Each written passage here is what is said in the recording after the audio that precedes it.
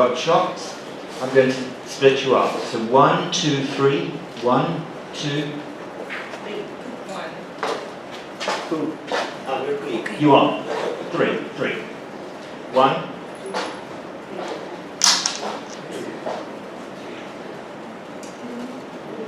Remember your numbers? 2. My colleague? 1. Right, okay. So all the ones down here. All wait a minute, don't move just yet. 2's here, 3's over here. And so we've just put a number of issues that you might like to consider. So how did you deal with your finances? Don't move yet, please. So your budgetary issue, these are just guidelines. You will have others, I hope, many other issues. So these are just some of the things that you might want to think about sharing your experience. It's about how you take this forward.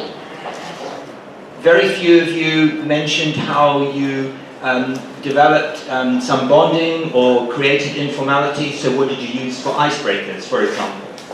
How do you train? What are you looking for? Do you spot new facilitators? How do you do it? You know?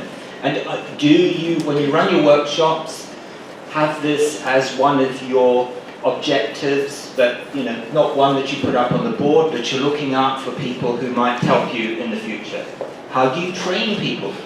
Did you find that having sessions beforehand to train the facilitators worked or not? As Ida and Jim were saying, we have a day to work through things before we run our workshops, because we forget. We need training. So we get training, repeated training in some of the things that we do with you, because we forget.